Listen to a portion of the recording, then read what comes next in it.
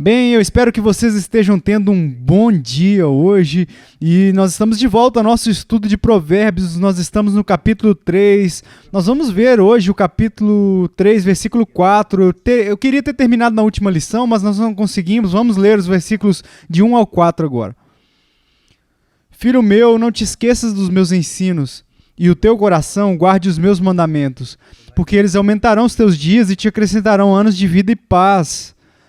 Não te desampare a benignidade e a fidelidade, atas ao pescoço, escreve-as na tábua do teu coração, e acharás graça e boa compreensão diante de Deus e dos homens. Antes de irmos ao Senhor em oração, veja o que está acontecendo aqui. Isso está falando sobre as recompensas da sabedoria. E nesta vida, Deus não promete que as coisas sempre serão fáceis, ou que sempre haverá algum tipo de prosperidade física, material ou temporal. Mas Ele está prometendo isso aqui a você, ó, que se você se dedicar a Ele e à palavra dEle, Ele vai trabalhar nos propósitos da sua vida. E ao longo do caminho, Ele vai conceder coisas na presença dEle, pela sua paz, que estão longe da coisa mais valiosa que qualquer coisa que possa ser alcançada neste mundo. E no final, é claro, a vida eterna na presença de Deus no céu.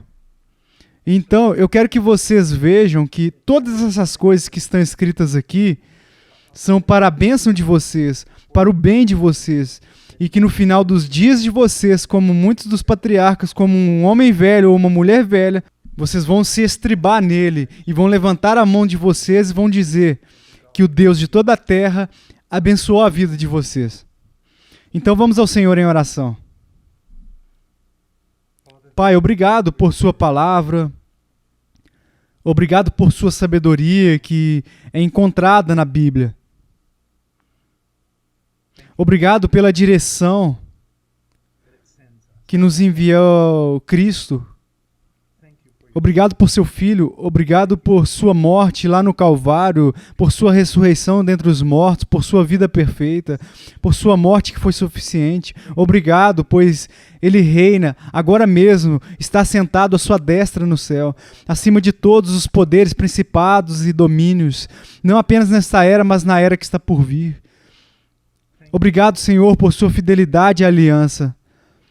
Eu oro, Senhor, por essas crianças, esses jovens que estão ouvindo estes estudos. Para que eles possam conhecer o seu Filho e que eles saibam que toda a plenitude da divindade é encontrada nele na forma corporal e que toda a vida abundante, que todo o conhecimento, que todo o bem e que todo o presente perfeito flui através dele. Eu oro, Senhor, pela vida desses jovens, que Jesus Cristo seja exaltado na vida deles e que eles caminhem com o Senhor todos os dias da vida deles e que sejam cheios de alegria e seja para a glória do Senhor, que o Senhor os proteja, os fortaleça com graça acima de graça e misericórdia sobre misericórdia. Ó Deus, guie eles, Pai, guie eles e oriente eles, mesmo quando eles não sabem que estão sendo guiados. Demonstre o seu poder e a sua fidelidade, Pai, na vida deles, em nome de Jesus. Amém.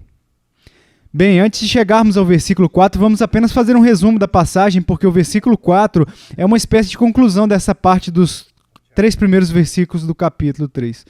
Filho meu, não se esqueças do meu ensino. Meu filho, lembre-se, quando Deus está te dando a verdade, é porque Ele te ama e Ele busca te abençoar. Não esqueça do ensino, do meu ensino. Não esqueça, não abandone. Se lembre dele. Não é só se importar, é aprender o que Deus te disse, mas também tem que reter, aplicar na nossa vida. Mas que o meu coração guarde seus mandamentos. Guardar os mandamentos não é algo externo, mas é interno. Você sabe, o que está do lado de fora de nós deveria ser o resultado do que está dentro de nós. Não estamos usando máscaras para tentar parecer algo que nós não somos, mas queremos crescer em nosso coração para que o nosso coração possa ter um impacto sobre a nossa vida.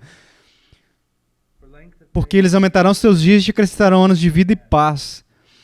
Você entende? Isso não significa que aqueles que procuram seguir os mandamentos de Deus vão viver até uma idade avançada ou que eles nunca vão ter turbulência na vida deles, mas isso significa que eles terão paz e uma prosperidade de um relacionamento com Deus, mesmo quando passando assim por grande provação. O versículo 3, não te desampara a benignidade e a fidelidade. A sabedoria é esse equilíbrio perfeito da verdade, mas a verdade no contexto do amor, de bondade, de misericórdia.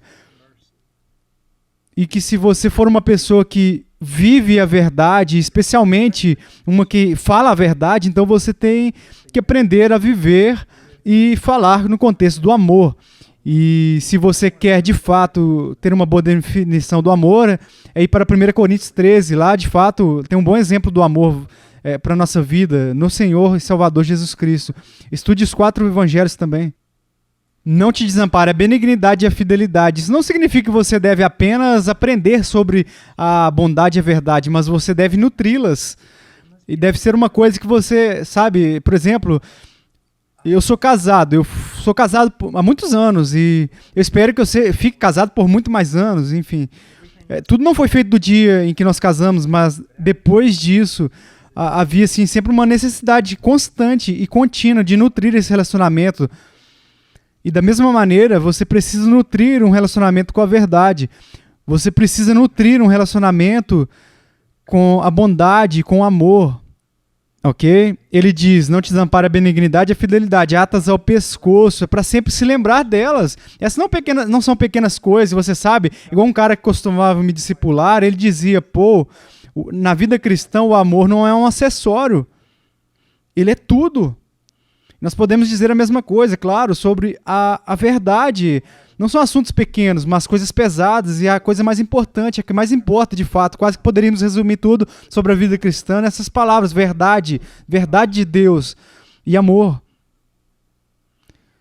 Escrevas na tábua do teu coração, faça o que for necessário para lembrar os mandamentos de Deus. E lembrar, assim, de uma aplicação correta delas, da verdade. Então ele diz no versículo 4, agora vamos... ver o benefício de alguém que é dedicado a Deus e que leva as coisas de Deus a sério, a conhecer os mandamentos de Deus, a realizar eles de forma séria. E acharás graça e boa compreensão diante de Deus e dos homens. Muitas vezes, agora, isso é verdade, muitas vezes pensamos se vamos ser um seguidor de Jesus, o mundo vai nos odiar, o mundo vai nos perseguir, e eu não quero levar nada... longe disso, mas também há essa percepção de que um homem conformado à imagem de Cristo, um homem que fala a verdade, um homem nobre, uma mulher nobre, que caminha na verdade, fala a verdade, que está crescendo em conformidade com Cristo, que anda no amor, também vai ganhar o respeito, o favor de Deus, a respeito do respeito daqueles ao seu redor. E é isso que nós vamos ver hoje. Diz no versículo 4, então, e acharás graça e boa compreensão diante de Deus e dos homens. Agora, encontrará favor, graça, significa que eles vão olhar para você de uma forma positiva, de uma maneira assim, que vai haver uma apreciação, que vai vir assim, para eles, haverá uma estima deles a você. E eles vão te tratar com maior graça, com maior bênção, vão ser favoráveis. Eles vão agir favoravelmente na sua direção. Agora, de novo, há casos onde as pessoas que você conhece, cristãos, que são perseguidos, mas a ideia que está sendo promovida aqui é que se você é um homem que é sem Deus, um homem que não se importa com os mandamentos de Deus, que não reverencia a Deus, não respeita o próximo, não anda amando a verdade dele, que você vai ganhar inimizade de outras pessoas, que eles não vão te estimar, eles não vão querer estar com você, eles vão se opor a você. Mas um homem que realmente procura ser conformado à imagem de Cristo em um cenário normal, vai ser um homem que ganha o favor, a graça dos outros. E diz então que encontrará o favor, a graça e a boa compreensão, boa reputação. Eu conheci um homem que na minha vida que assim, que ele caminhava em conformidade com a imagem de Cristo. Homens e mulheres, que as pessoas, até seus inimigos, diriam que isso sobre eles. Eu não concordo com ele. Eu não concordo com ele. Eu nem sequer concordo com a fé dele, mas eu respeito esse cara. Eu respeito ele. Eles são reais, são sinceros, são nobres. Eles não são hipócritas, não há hipocrisia. Há sinceridade, há confiança nessa pessoa. Olha, uma vez quando eu fui pastor lá no Peru, havia um irmão que ele estava reclamando continuamente sobre como que ele tinha sido demitido de um emprego, que ele estava sendo perseguido e que as pessoas não gostavam dele porque ele estava sendo perseguido e todas essas coisas. E um dia, eu tive que contar a ele, depois disso, com muito amor, eu dei a ele muitos conselhos e eu disse a ele: querido irmão, me escute, você não está sendo demitido porque você é um cristão, você não está sendo demitido por causa de injustiça, mas as pessoas não estão falando mal de você por causa da sua conformidade com a imagem de Cristo, mas é porque você é uma pessoa muito preguiçosa e não é confiável. Você entende? A piedade, ela vai ganhar o favor e o respeito, até mesmo dos nossos inimigos, às vezes. Então, assim, se nós quisermos ser perseguidos, que sejamos perseguidos, porque na verdade estamos caminhando e falando em conformidade com a retidão, mas não porque existem pensamentos e disposições antibíblicas e comportamentos, palavras e ações saindo de nós. Quando todas as coisas estão sendo consideradas, aqueles que caminham segundo os mandamentos de Deus vão ganhar o respeito dos outros. Os outros terão um senso a respeito deles de nobreza, de dignidade, de sinceridade, de alguém digno de estima e respeito. Agora ele diz que você vai encontrar a graça e haverá boa reputação, bom nome, bons relatórios serão falados sobre você, serão dados sobre você, aos olhos de Deus e aos olhos do homem. Agora, antes de tudo, vamos olhar a visão de Deus. Há uma passagem em particular, de particular importância aqui, que eu quero ver, que está lá em 1 Pedro, capítulo 5, versículo 5, e diz simplesmente isso: no trato de uns com os outros, cingi-vos todos de humildade, porque Deus resiste aos soberbos, contudo, aos humildes concede a sua graça. Nenhum de nós é perfeito, número 1. Número 2, Deus ama todos os seus filhos, Ele ama todos os seus filhos. Todo mundo que confiou em Jesus Cristo como seu Senhor e Salvador é justo diante de Deus e amado por Deus. E ao mesmo tempo, aqueles crentes que de fato têm um entendimento maduro a respeito de Deus e uma compreensão madura dos seus mandamentos, e eles estimam seus mandamentos, eles estimam o seu evangelho, eles estimam a pessoa de Deus, os estima também. Deus os estima também de uma maneira especial e concede a eles uma graça cada vez maior, muito maior. E temos que ser muito, muito cuidadosos aqui.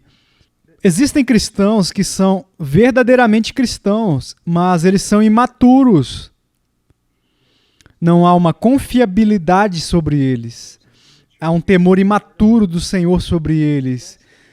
E não há nada que pode confiar neles assim por causa de sua falta de crescimento. Mas aqueles que, embora não sejam perfeitos, disseram isso como seu principal objetivo, seguir a Cristo, e seguem seus mandamentos, e são fiéis pela graça de Deus, existe uma estima neles, existe uma graça que lhes é confiada com cada vez mais. Eu posso pensar em pessoas, eu poderia mencionar o nome aqui agora dessas pessoas, você saberia exatamente quem eu estou falando. Conheço suas vidas, anos e anos estudando fielmente as Escrituras, anos e anos procurando seguir a Cristo, anos e anos de crescimento em maturidade e confiabilidade, e você pode ver que Deus lhes deu maior e maior e maior e maior graça, e maior autoridade, e maior responsabilidade. Todos os filhos de Deus são amados por Ele. Mas alguns é concedido assim uma autoridade que eles têm. Eles são usados por Deus porque se tornaram úteis. Eles levaram a coisa a sério. a necessidade de conhecer a Deus nas Escrituras e conhecer a Deus em seus mandamentos e segui-lo. E eu quero que vocês sejam assim. Eu quero que vocês sejam pessoas... Jovem, me escute. Eu oro por vocês assim, da mesma forma que eu oro pelos meus filhos. Deus lhes conceda um coração especial, cheio de devoção pelo seu filho. Que eles sejam totalmente dedicados ao seu filho e que o Senhor possa confiar a eles grandes obras em seu reino. Eu me lembro do livro de Daniel, capítulo 10, versículo 11 e versículo 19. Daniel é chamado por um anjo pelo nome assim, de um homem muito estimado. E isso é na corte de Deus, isso é diante de Deus, isso é em relação ao próprio céu. Mesmo no reino angélico, ele é considerado como um homem muito estimado. No novo padrão americano, na King James, um homem muito amado. Na nova tradução do inglês, um homem de grande valor, uma pessoa estimada. E ao longo da história, nós podemos ver homens e mulheres sobre quem Deus colocou a mão de uma maneira especial, para usá-los de uma maneira especial. E isso que eu gostaria para vocês, não significa que vocês vão se tornar pregadores ou missionários ou isso ou aquilo, mas que qualquer contexto que Deus tenha chamado vocês, eu imploro que vocês sigam os seus mandamentos em qualquer contexto, sigam a sua vontade, persigam a sua pessoa e dizer que você sabe, eu quero ser aquela pessoa que recebe cada vez mais graça, eu quero ser aquela pessoa de grande graça em seus tribunais, você sabe, olha... Eu conheci esse velho pregador que diria que não importa se o seu nome é conhecido na terra, não importa, mas se o seu nome é conhecido no céu, o que importa. Não importa se eles estimam você aqui na terra, a questão é, você é muito estimado no céu? Então, você encontrará o favor, a graça e a boa reputação aos olhos de Deus. Mas também, não só você encontrará graça, e você vai ganhar um nome bom aos olhos de Deus, mas também à vista dos homens. Eu quero ler algo aqui, não apenas aos olhos de Deus, mas também aos olhos dos homens. Nunca, ouça minhas palavras aqui, jovem, nunca adote a ideia super espiritual e antibíblica de que você não se importa com o que as outras pessoas pensam sobre você, ou que você não é responsável perante os homens porque você é responsável perante Deus. Ambas as coisas estão erradas. Agora, a maneira como conduzimos nossas vidas, as coisas em que nós acreditamos e vivemos, as posições que tomamos, são baseadas nas Escrituras. E se todos os homens vierem contra nós e nos odiarem por isso, eles devem nos odiar por isso, porque nós nos posicionamos sobre a palavra de Deus. Mas, ao mesmo tempo, deve ser importante para nós o que os outros homens pensam de nós. Eles pensam coisas ruins sobre nós porque, na verdade, temos sido muito imaturos e antibíblicos. Eles ainda blasfemam o nome de Deus por causa do nosso comportamento.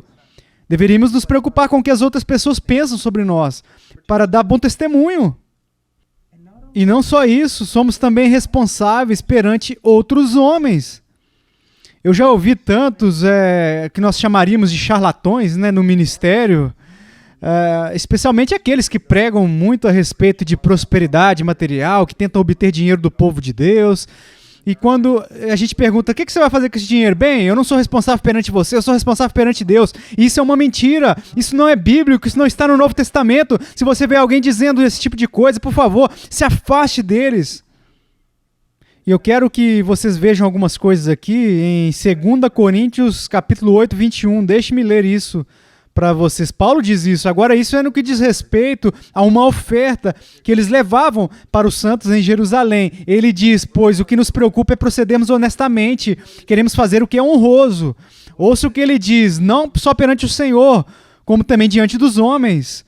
Queremos sair por este caminho aí, lidando com as coisas, agindo de uma certa maneira, nos comportando dentro de um certo caminho para que os homens pensem bem de nós por causa do nosso testemunho. Queremos cobrir todas as nossas bases para que ninguém possa nos acusar de falsas ações e, portanto, trazer vergonha ao nome de Cristo.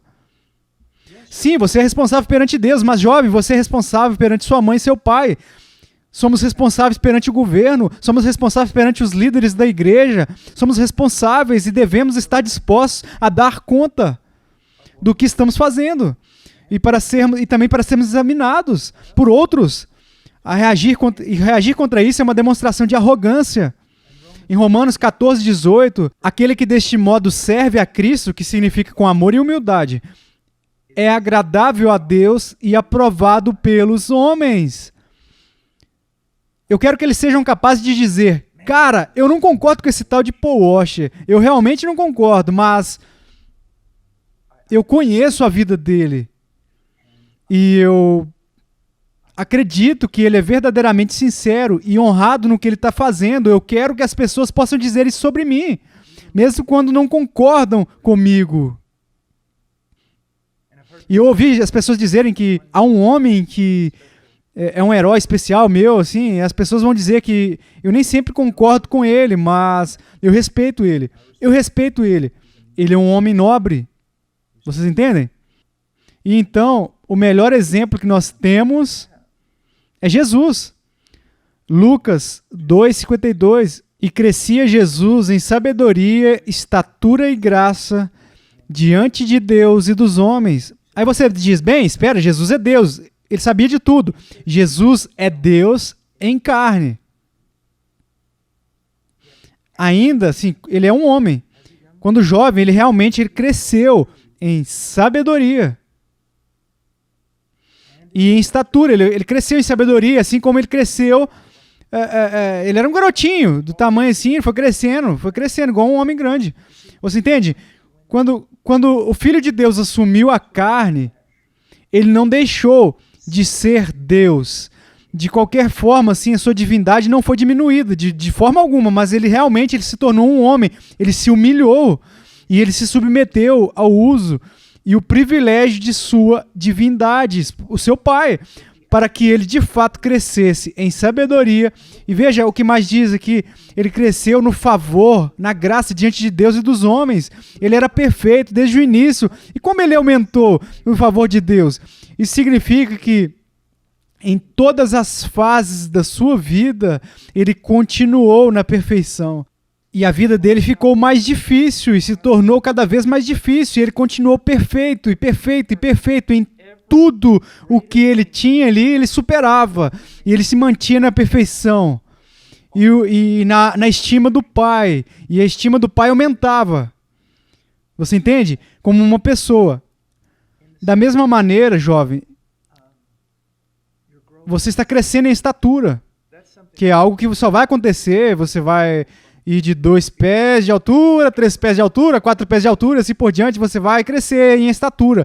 Agora, você pode até, naturalmente, você pode comer bem, você é saudável, ou você vai crescer também em força, você vai crescer em seu corpo, esse esqueleto, músculo vai crescer também, tudo isso vai acontecer. Mas crescer no favor de Deus, na graça dele e dos homens, vai exigir trabalho da sua parte. E que tipo de trabalho? Usando os meios que Deus lhe deu para crescer. As Escrituras, estude, memorize, medite sobre ela, pratique ela. Comunhão na sua família, sua mãe, seu pai, seus irmãos e irmãs. Igreja, os anciãos, mestres, os outros cristãos, falando muito assim sobre Cristo, aprendendo com eles a se portar em uma conversa piedosa. Você entendeu? A ceia do Senhor, as ordenanças, a disciplina da igreja, tudo que Deus nos deu para que possamos crescer. Você entende?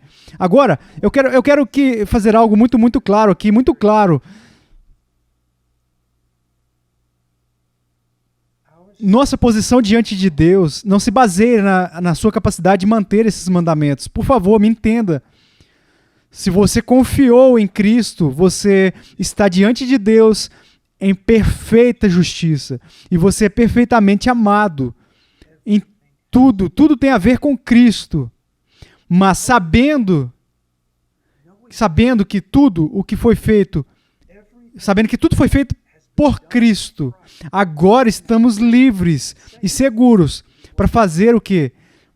Buscar maior graça, uma graça maior, em conformidade com Cristo, uma maior utilidade para Deus. Um nome maior nas cortes do céu, sabendo que já somos completamente amados, você entende? Algumas pessoas, muitas vezes, quando você começa a mencionar coisas assim, ou falar sobre obediência, ou lei, ou algo do tipo, eles dizem, bem, você vai trazer dúvidas sobre as pessoas, você vai deixar as pessoas tristes por causa do seu fracasso, e porque eles não conseguem se equilibrar. Não! Me escute! Quando você sabe que está já completo assim em Cristo, e quando você conhece perfeitamente que você é amado, quando você sabe que não há nada assim para fazer por Deus, te amar mais ou menos, agora você está livre para fazer o quê? Para perseguir o crescimento, para perseguir esses desafios, para enfrentá-los, porque se você falhar, eu falei muitas vezes, isso não afeta o amor de Deus por você. Você entende? Quando você vive no contexto da graça de Deus, agora você pode dizer que eu quero ser mais obediente, eu quero ser mais útil. E naqueles momentos em que você falha, isso não deve te desencorajar, porque o amor de Deus por você não mudou. Isso não se trata de ganhar algo dele. Cristo fez tudo. Então vamos após ele. Olha, eu sempre meio que eu queria tentar escalar montanhas. Eu quero dizer, assim, aquele tipo de parede assim, de caminhada, que você vai subindo assim, escalando a parede. Mas há um problema com isso, e é cair. Cair não é realmente um problema, o problema é cair lá no chão, quando você bate com o chão. Mas você sabe, olha, se você pudesse escalar montanhas com uma grande rede debaixo de você, seria confortável cair. Muito mais pessoas iriam escalar montanhas, suponho, que se você pudesse voar em um trapézio assim alto, como esses grandes artistas de circo, a maioria das crianças quer tentar isso. Mas eu quero dizer que é muito perigoso, a menos que haja essa maravilhosa rede confortável para quando você cair em cima dela. Então você pode tentar tantas coisas que você nunca teria tentado antes com aquela rede. E isso é graça. É graça. Todos esses mandamentos, todas essas coisas nas Escrituras, é para levar a gente nessa busca de Cristo, por Cristo, para ser tudo o que Cristo quer que você aceite.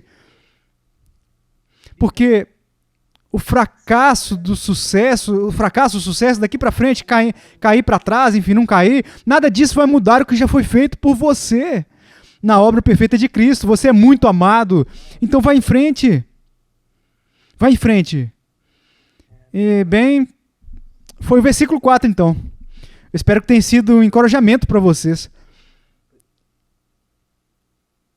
Mas deixa eu dar essa ilustração aqui. Digamos que existem dois filhos de duas casas diferentes, pais diferentes, e ambos, de fato, quero dizer, eles tentam ser tão obedientes, eles limpam o quarto, eles estão constantemente fazendo as coisas para ganhar o favor do pai. Mas um dos filhos é muito nervoso, é assustado, é duvidoso, triste, e o outro é exatamente o oposto, cheio de vida, feliz, cheio de alegria.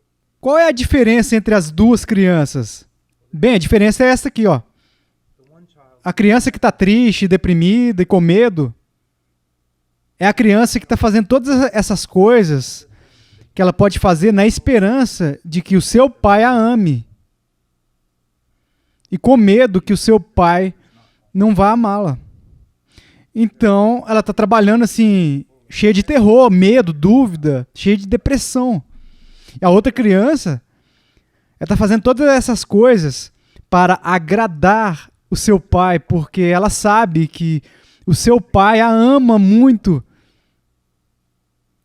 E se tiver sucesso ou se falhar, não importa, o pai dela ama ela muito. Então, ela faz todas essas coisas com muita alegria. E essa é a visão bíblica, você entende? Eu posso aprender novos mandamentos e tentar conformar minha vida a eles. Você pode aceitar desafios da fé.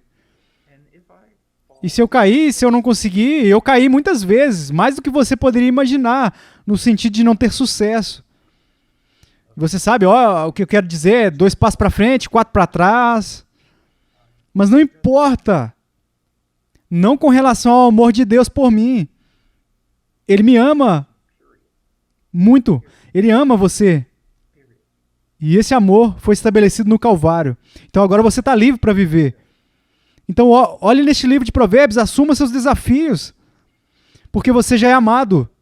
É um negócio feito. Ok, bem, Deus te abençoe. Nos vemos, espero que da próxima vez, uma grande passagem no versículo 5 do capítulo 3, sobre confiar no Senhor. Então teremos que olhar do 5 a 8 da próxima vez. E eu posso garantir a vocês que essa é uma passagem maravilhosa. Bem, Deus abençoe. Tenha um ótimo dia.